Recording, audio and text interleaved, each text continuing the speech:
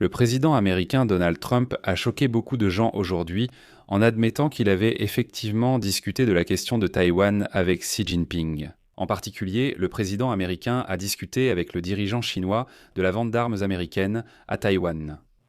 Cela paraît même insensé, et c'est pourquoi des théories du complot sont déjà apparues, affirmant que Trump abandonne définitivement Taïwan à la Chine en échange d'accords économiques et commerciaux. Je veux aborder cette question de la manière la plus honnête possible et sans spéculation, car certains titres de presse crient déjà que Trump abandonne Taïwan. Mais la vérité, comme toujours, est bien plus complexe, alors examinons les faits et mettons tout au clair. Je m'appelle Alexei Pichi, discutons ensemble de ce sujet, mais avant de commencer, je vous demande de vous abonner à cette chaîne YouTube, de liker cette vidéo et de laisser, s'il vous plaît, n'importe quel commentaire sous cette vidéo. Cela aide énormément à promouvoir le contenu sur YouTube, je vous en serai très reconnaissant, afin que le plus grand nombre de spectateurs possible puissent voir ces épisodes. De plus, abonnez-vous à ma chaîne Telegram Pitchy News, le lien se trouve dans la description de cette vidéo. Alors commençons par ce qui s'est réellement passé lors du sommet sur le thème de Taïwan. Xi Jinping, dès le début des négociations, a déclaré que Taïwan était la question la plus importante dans les relations sino-américaines. Je vais maintenant citer l'intégralité de ses propos. La question de Taïwan est le sujet le plus important dans les relations sino-américaines. Si cette question est abordée correctement, les relations bilatérales peuvent globalement rester stables. En revanche, si l'approche est incorrecte, un affrontement ou même un conflit pourrait survenir entre les deux pays, ce qui placerait l'ensemble des relations sino-américaines dans une situation extrêmement dangereuse. L'indépendance de Taïwan est fondamentalement incompatible avec la paix dans le détroit de Taïwan. Dans le même temps, la paix dans le détroit de Taïwan constitue le principal point de convergence entre la Chine et les États-Unis. Fin de citation. Oui, vous avez bien entendu, c'est en fait une menace ouverte de guerre si les États-Unis adoptent une position incorrecte concernant Taïwan. Je le répète, Xi Jinping le dit directement à Donald Trump. Si vous prenez une mauvaise position, nous ferons la guerre. Trump n'a rien répondu de concret en public.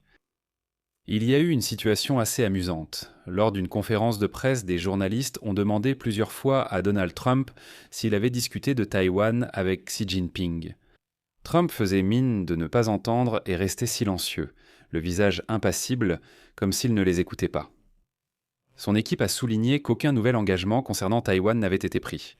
Dans le compte-rendu officiel de la Maison-Blanche, Taïwan n'est même pas mentionné. Pour mémoire, cela signifie que les parties n'ont pas trouvé d'accord. C'est en réalité une bonne nouvelle pour Taipei, car le statu quo demeure.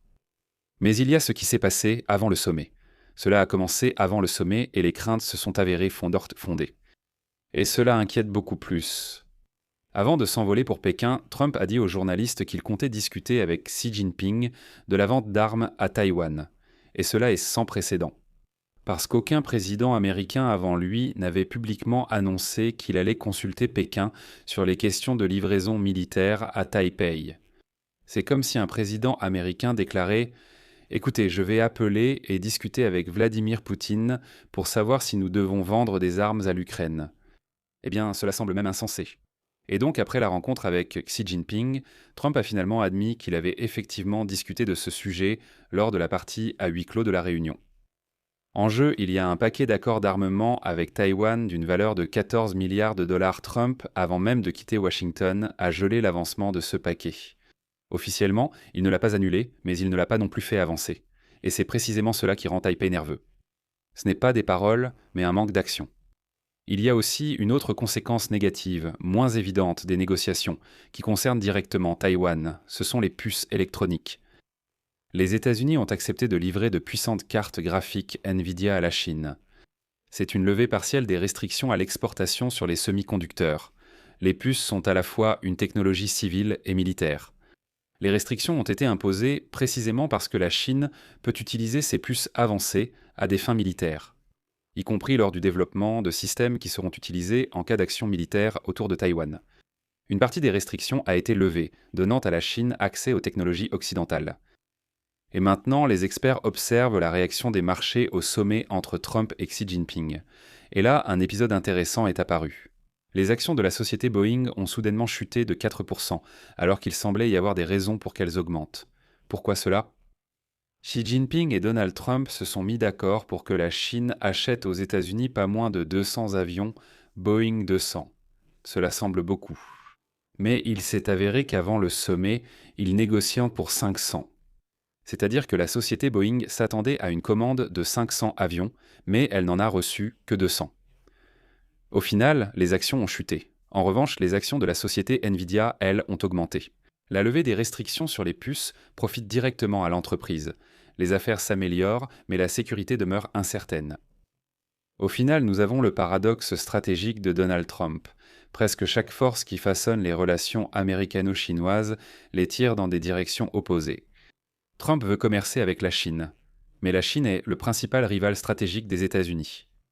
Trump veut l'aide de la Chine concernant l'Iran, mais la Chine achète du pétrole iranien. Trump veut garder ses alliés en Asie, mais Taipei et Tokyo observent désormais le sommet avec une inquiétude croissante. Au final, les experts sont convaincus que lors des négociations, la concession de Trump aurait pu se traduire par un accord tacite de ne pas faire avancer la prochaine grande vente d'armes prévue pour Taïwan. Cela aurait envoyé un signal extrêmement négatif à Taipei. C'est exactement ce qui se passe. Trump n'a pas annoncé l'annulation de ce paquet d'armes, mais il ne l'a pas non plus fait avancer. Comme il l'a dit, tant il a discuté de ce paquet d'armes pour Taïwan avec Xi Jinping, qui y est bien sûr opposé. Voilà tout pour le moment. Un tel flou. Alors Donald Trump a-t-il cédé Taïwan à la Chine? Eh bien juridiquement, bien sûr que non.